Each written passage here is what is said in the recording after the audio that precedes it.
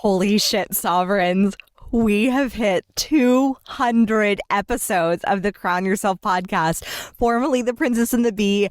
I am so honored to be here with you. Thank you so much for your listenership. Thank you so much for subscribing. Thank you so much for the heaps of reviews you guys just keep leaving. I am so honored and so grateful for you. This podcast would not be possible without you sharing this with the friends, without you getting those divine downloads that are like, oh, you need to share this with so-and-so, or you need to give this to your business partner, or you need to have your best friend listen to this, or you need to share this in a Facebook community. Like, I am blown away, you guys, by this. And I am so honored to be here with you, sharing in this experience of 200 episodes. As my queen team says, like, to the next 200, let's go. I am so excited because this next 200 is going to be doubling down on your sovereignty and giving you the tools, the strategies, and bringing you even more spiritual and esoteric concepts that have really been able to transform my life and that I see every day transforming my clients' lives. And I am so honored to be here with you. Thank you so, so much. I could not have thought of a better topic for today's episode than how to get what you want. Whatever it is that you want to achieve or receive or have in life, this podcast can help you with that, on how to get crystal mother freaking clear on what it is that you want. I am blown away by you. Thank you so much for your reviews, for sharing this podcast, for opening up your hearts and giving me your questions so that I can help support you and serve you with my own, like Liam Neeson says, special set of skills. Thank you so much for 200 amazing episodes. We did it. To the next 200. Let's fucking go. I'll see you in the episode.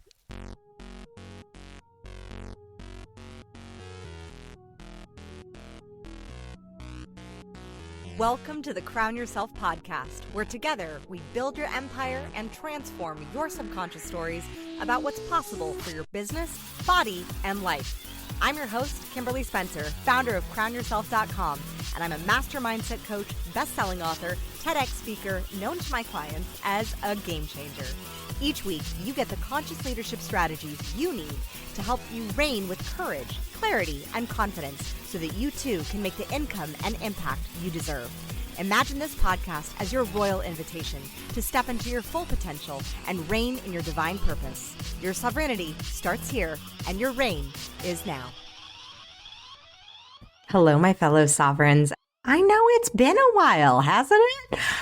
I have been on such a journey with my own development that I've kind of been in this little chrysalis of awakening of different tools. I got my Master Prac in NLP certification. I got my Master Prac in timeline therapy and hypnosis.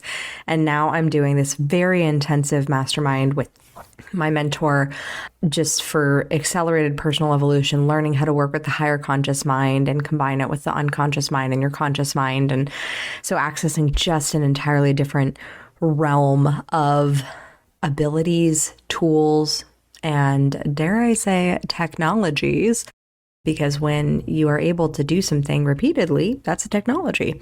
And so technologies that our minds are capable of, and that I am so excited to share with and use and help to teach to support you in growing and evolving your belief system so that you too can believe that anything is freaking possible.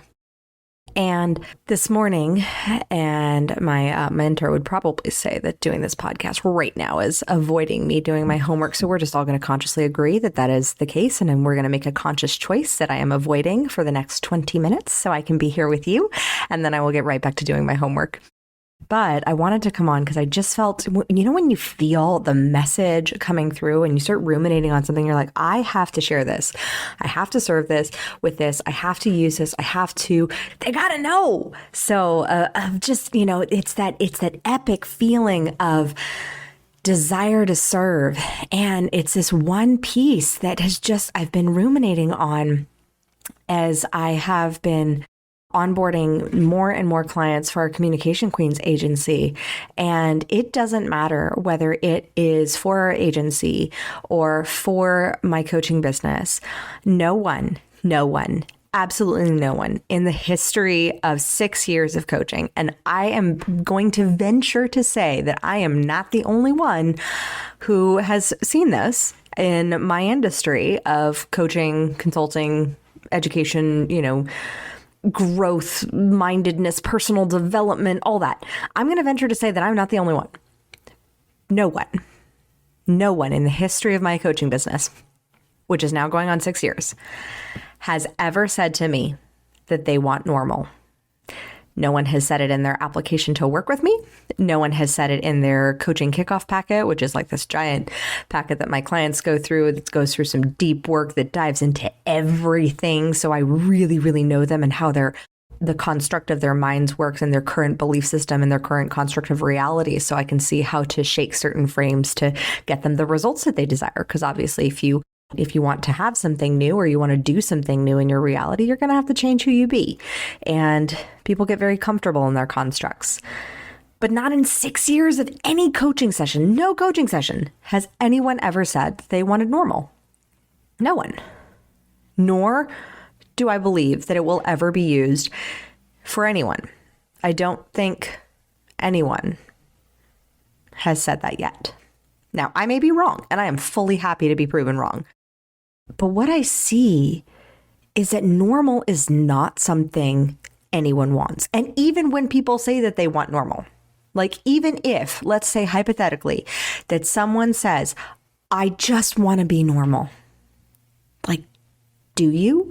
Now, sometimes that can come from a place that you're standing out. And that's very much in Australia, they call it the tall poppy syndrome, where, all the poppies are the same height. And then there's that one. And then the poppies literally like cut it down and strangle that poppy and bring it down back to the height of everyone else. In America, it's called the crabs in a bucket. I think it's another idiom in the UK that's different. And I know that there's one in South Africa that's a different idiom. But it means the same thing. It's like if you put one crab in a bucket, it'll crawl out because the environment does not cause it to get pulled back. So if it wants something, it goes for it. But if you put a crab in a bucket with multiple crabs, as one crab tries to crawl out of the bucket, the environment that it is in will try to pull it back down. Same with tall poppy syndrome. So even though if you have ever said, like, I just want to be normal, because I know I've said that myself. I've never said that in the past 6 years because I recognize my abnormalities and my desire for being extraordinary rather than ordinary. But if you've ever, I remember when I was like in high school, 16, 17 years old, I would be like, I just want to be normal because I was the high achiever. I was the one who was doing plays and putting on productions and wanting to like go for goals. And back then I was wanting to work in Hollywood and I was like, I just wanted to leave high school so badly and just immediately go to work in the entertainment industry. I was a hustler. I immediately out of high school, I got an internship at an agency. I got some training, obviously, because now I'm launching my own agency. It's all cyclical. It's coming back. And I got work as a screenwriter, as a script reader. So for a production company, I read hundreds and hundreds and hundreds of scripts and wrote tons of pages of I forget what they call it now, but it's where you basically write the review of the script. So like everybody's script of their like dream. And I felt very responsible for that. I was like, I'm holding these people's babies in my hands and letting them know if their baby is worth getting produced and going on to the next stage and some were just atrocious, but I was as kind as I could be. But there were some where I just had to tell my producers like, yeah, that one, the plot completely drops off. And so, yeah. So just know that if you want to go down the screenwriting path and Hollywood is your dream, like it's not you personally, nor is it your skill set. It could be some 18-year-old who's reviewing your work, who just reviews it and reads it through their perception. So keep going, whatever you're doing. Back in high school, though, I wanted to be normal. I was the one who stood out. I felt so different. I felt so odd. And here's the thing. That's the funny thing about the ego. The ego swings this pendulum from grandiose to absolutely worthless. So I was in the space where I felt like normal for me was wanting to come back into that middle ground. And I felt either super grandiose, like I have these ambitions. Notice the language, right? I have these ambitions. I have this, and no one around me else has that. Now, that could be true. Like, what I noticed from my perceptions as a 16, 17-year-old is that most of the other girls who were in my high school were interested in boys and parties and things like that. And many were interested in getting good grades, but they had ambitions, but they had different ambitions. And that's fine. But even when it was like, I just want to be normal, listen to the language of that, right? I just want to be normal. You don't really want to be normal. You just want to settle. Like, that's really what it is. You want to settle for something that's anything less than extraordinary, anything that's not standing out. You don't really want normal. Like, you could even take this in the frame of somebody who maybe had a diagnosis or something, and maybe they don't realize or can't see or haven't even thought of the fact that maybe this experience will lead them into transforming medical institutions or developing new technologies or new life-saving opportunities that could result from it. This thing that they're currently struggling with, that they've currently been labeled with, may turn out to be something that will transform their lives. Like, think about it. Like, if you've survived cancer and now you speak out and you speak for the advocacy of the rights of those who have gone through what you went through, you made it a stake. Like, I have one good friend who's a cancer survivor multiple times, and she's gone on and written best-selling books. She has created massive companies, and she recognizes that her experiences have actually served her to grow her. I just want to be normal is a statement that is not being truthful to what it is you really want.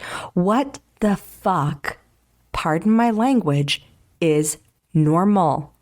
What the fuck is normal? Seriously. Because if you look at one person's model of the world, of all of their experiences of what they grew up in, they're going to think that is normal.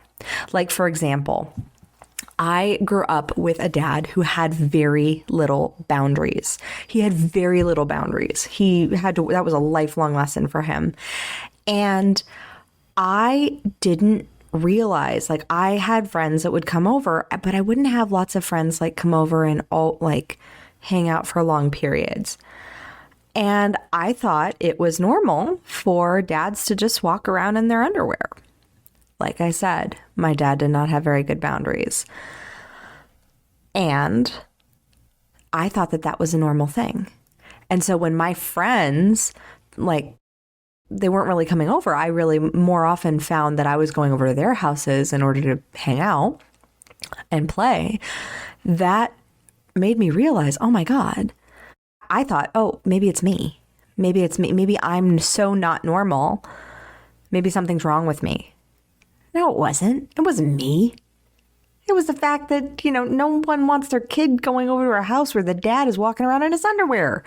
Like, I know I certainly wouldn't allow my kid to play if his friend's dad was hanging out in his underwear drinking a scotch. Like, what not? But that to me was normal.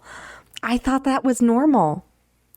And so my model of the world of normalcy was very different than other people's.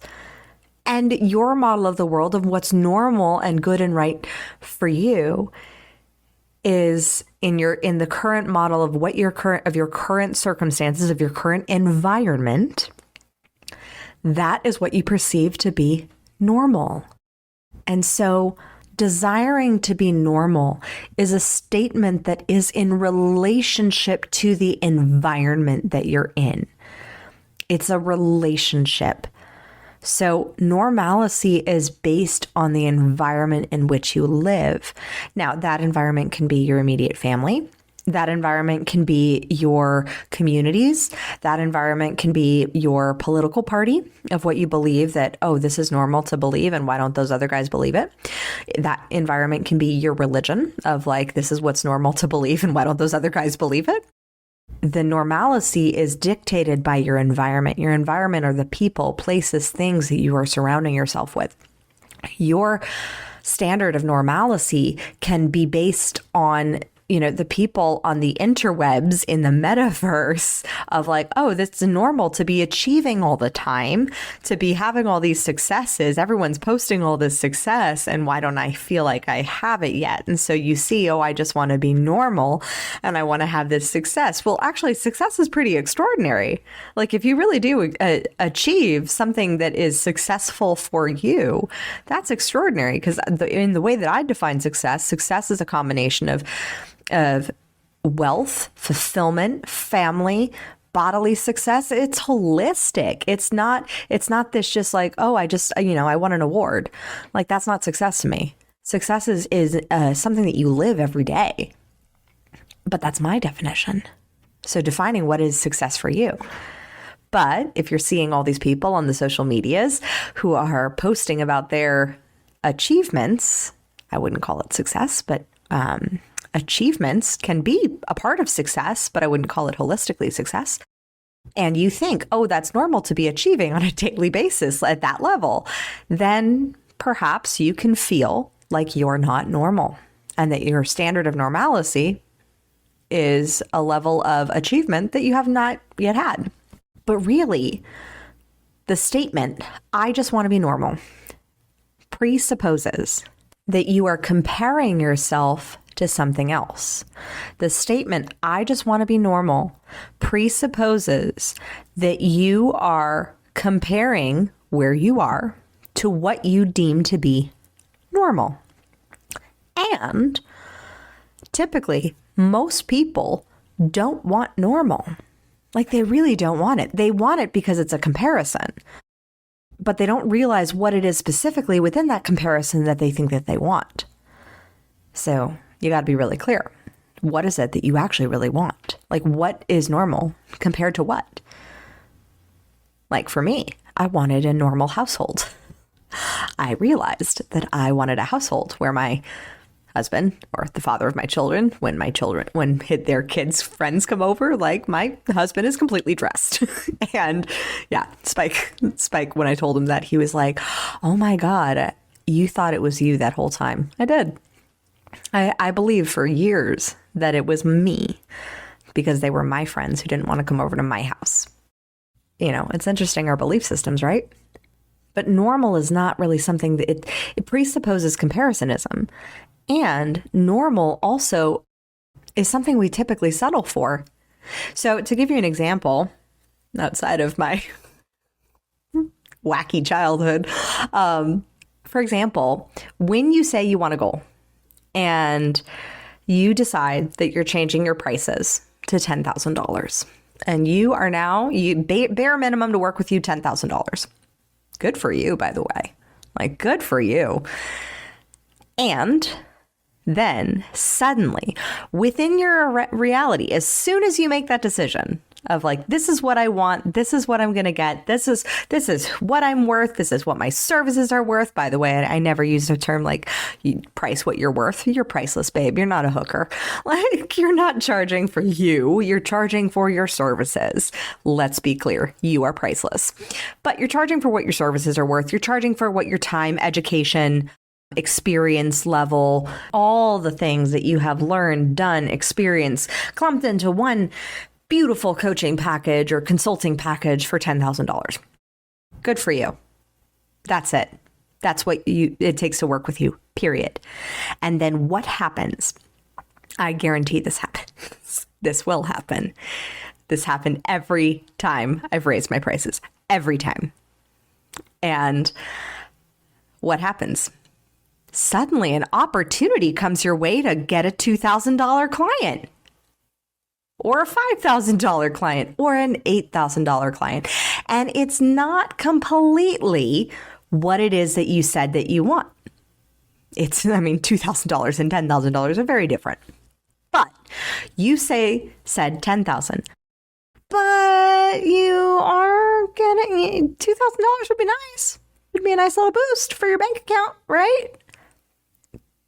If you accept the $2,000, you are declaring to your unconscious mind, which is the goal getter. Your conscious mind's the goal setter. Your unconscious mind is the goal getter. Because as soon as you put that goal in your timeline, as soon as you make that goal, suddenly you have all the possible, your unconscious mind goes to work at like all the different ways it can like manifest that goal. And one of the ways is, hey, will you settle for this? And if you do, you are declaring to your unconscious mind that what you want is not what you want. It's okay to not get what you want. And you're willing to settle. How far you're willing to settle is up to you. The same is true in relationships. So let's say you just want a normal relationship. To give you a personal example, I'll share the story of my ex. So when I was 16 years old, I love stories. I'm just going to share the story because I love and learn from stories.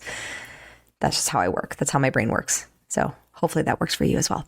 And when I was 16 years old, I wrote about 50 qualities that I wanted in my ideal partner and put the book away. I think it was a moment of like divine inspiration because it was like wise beyond years. And I put the book away, didn't see it for a while, really should have looked at it through my dating history throughout my early 20s. And then I met my ex and I didn't, again, look at it. But I saw a few qualities that were really attractive. Like my ex was in the military and I saw that he had a steady paycheck. So I wasn't going to have to be paying for him for things like I did with my other boyfriend, who was a bit of a moocher. Interesting how that manifested. He had a steady job. So steady paycheck, steady job. There was certainty. So I figured that because there was monetary certainty, that meant certainty in the relationship. Oh, no. No, he and I were a bit, it was not pretty. Like it was an emotional roller coaster, just like strap in, put your arms up and like, woo. But it was because he had a few qualities, not all 50, but a few qualities that I really thought were attractive. Like he had money in his bank account. He had a job. He was making money.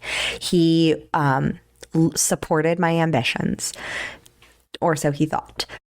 I didn't realize that working. Some people say they want to have an entrepreneur as a partner, and then they don't realize that when you're coming from an employee job where you're used to clocking in, clocking out, you're done at 5. Like when you're done, you're done. When you're freelancing, because back then I was freelance screenwriting, or you have your own business, you are working all the time. Like I would have projects that I would take home. I would have to drop off a script with my producers at like 10 o'clock at night.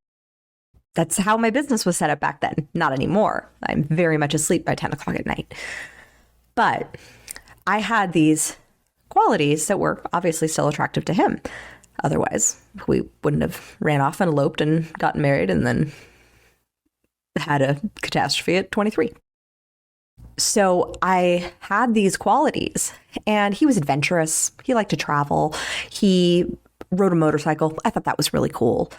I have a bit of, as I'm seeing manifested in my youngest son, Colton, a bit of an adventure side. Like I've bungee jumped, I've ridden on the back of a motorcycle, never actually driven a motorcycle yet. That's on my list. Spike says I'm not allowed to do it until the babies are fully grown adults and I've done my job as a mom. It's like, who's to say I wouldn't be doing my job as a mom on a motorcycle? And he's like, not if you're in a body bag. So I will hold off on that dream for right now. I mean, come on. If I won't allow my kids to have a motorcycle, so, not right now, obviously, but like the thought of them being on a motorcycle, I'm like, oh God, no. So anyways, so my ex had a lot of qualities, but he didn't have all 50. And so when I married him, it was very much a declaration to the universe of this is what I will accept. This is the behavior I will accept. I will accept constant fighting. I will accept this cantankerous, emotionally explosive, occasionally abusive relationship. It was just so volatile. And I'll accept having money in the bank and having a steady paycheck and having food in the refrigerator. Not to say that I didn't have food in the refrigerator. I just was always super busy that like I would buy carrots and hummus and cans of tuna, and like I was totally fine living on that in my early 20s. Like Spike is horrified at that, the thought of that. He's such a gourmet foodie. I'm like, it's functional. Provided exactly what I needed: protein, carbs, and veggies. So, but that was what I settled for. And that was my normal. I was very used to growing up in an emotionally and being in an emotionally unstable environment. My normal was comparable to my environment, and I accepted what I thought was normal. And instead of going for the entire 50 of what I wanted, fast forward one divorce later and meeting Spike, and 6 months into dating him, I find out that I look back at the list and 2 of the things are null and void, because back then, when I wrote the list, back when I was 16, I was very much afraid of the consequences of sin, because I grew up in a fundamentalist Christian household. And so I was very much afraid of not being a virgin until marriage. That didn't quite, didn't make that one happen. So that one got null and void, because I thought I had this beautiful idea of like my husband and I coming together for the first. Nope. Not when you marry a man who's 19 years older than you. Yes, we both had our fair share of experiences. So that one was kind of null and void for both of us. And then the only other one that Spike didn't really make was having an amazing relationship with my mother-in-law. Now, my mother-in-law had passed even before Spike and I got together, even before Spike, I was even a thought in Spike's mind for, a new partner. His mother died back when he was married to his ex-wife. And so those 2 ones were basically null and void. But who's to say I don't have a loving, amazing, fantastic relationship with my mother-in-law? I mean, she's a spirit. She's out there in consciousness. So maybe I already do. Maybe I did get that one. And so 48 out of 48. Pretty damn good. No longer decided to settle. So it comes down to you. Do you really want what you say you want? What do you want? And what are you saying you're willing to settle for? Do you really want normal? Because everybody who comes to work with me, everybody who listens to my podcast, I would venture to say, again, totally willing to be wrong, but I would venture to say that normal is not why you are seeking personal growth. If you look around and you see what the normal is, normal does not seem that appealing. It is normal to be overweight. 70% of Americans are either overweight or severely obese, and it's getting close to 80% now. It's normal to be in a job that you hate and then blitz yourself on the weekend. Thank God it's Friday. It is normal, and by normal, I mean culturally acceptable. These things are normal, but they will not lead to an extraordinary life. When did we decide that what is perceived to be normal is normal? Because so far as I can tell, that the people who are seeking out growth, they don't want to be normal. They want to be extraordinary. They want to go on to do extraordinary things. And being extraordinary also means you will be faced with challenges. So if you want to be normal, you're more than welcome to be. But if you want to be extraordinary, you will be faced with the challenges, like holding your boundary and not taking the $2,000 client when you say that your services are worth 10. Like holding your boundary when it comes to your relationship and not going on that 3rd, 4th, 5th, 20th, marrying the guy who only hits a few of your core needs, wants, desires in a relationship. Same goes for your body. People with extraordinary bodies, you're like, damn, they look good. I guarantee you that they are taking some extra care over their physical health. Normal is not what we're aspiring to. It's not aspirational. It's not motivational. And I know sometimes it's a hard pill to swallow, and sometimes we really just want to settle. But sometimes normal is pretty fucked up. So my question to you is, what are you settling for? What do you really want? What do you really, really want? Not just like wanting to want, because there's a difference between like, what do you want? And when you want something like wanting to build a business means you're going out there, you're talking to people, you are making sales conversations, you are making offers to have people pay you for your products and services. That's wanting it. Wanting to want it is like, oh, it'd be really nice to have a business with freedom and let me like help this person. And maybe then they'll give me a referral and let me post some nice things on social media and look at how nice of a business owner I seem to be. But then looking at the bottom result of your bank account and seeing nothing. And settling is when you're like, oh, I guess the business thing didn't work out. I'll just go back to my job. You just declared to the universe what you'll settle for. So whether you want to start a business or have a kick-ass body or scale your business or have an amazing, passionate, loving relationship or be an amazing mother, these are all choices. What do you want and what do you settle for? And if you recognize that in some area of your life you have been settling, that's okay. We all have those areas. I settled for making less than 6 figures for a couple years in my business. Years. And now I'm like, oh no, mama don't got time for that. Because I had to be really honest with myself that I was settling. So I would see these beautiful influencers and people who started their business at the same time I did. And they're off doing multiple $1 million years. And I'm like, what the heck? What the heck? And then now I just realized, oh, fuck. I've been settling for multiple 6 figures. If you had told me that I would say that 6 years ago, I would have been like, what do you mean settling? I would have thought you were crazy. But I've been settling because really what I really want is much more than that. Because I know that with multiple millions, you can impact multiple millions of lives. And that's what I'm here to do. So if you like this episode, if this resonated with you, if you're like so done with A, normalcy, and B, settling, and you really want to declare what you want, then declare it and share this episode and send it free to serve somebody else as well. I love you. Thank you so much for being here. Thank you so much for being a part of my world, a part of this kingdom, and I am very honored to have served you today. As always, own your throne, mind your business, because your reign is now.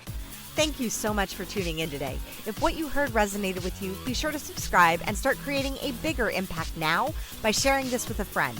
Just by doing that one simple act of kindness, you are creating a royal ripple to support more people in their sovereignty. And if you're not already following on social media, connect with me everywhere at crownyourself.now for more inspiration. I am so excited to connect with you in the next episode. And in the meantime, go out there and create a body, business, and life that rules. Because today, you crown yourself.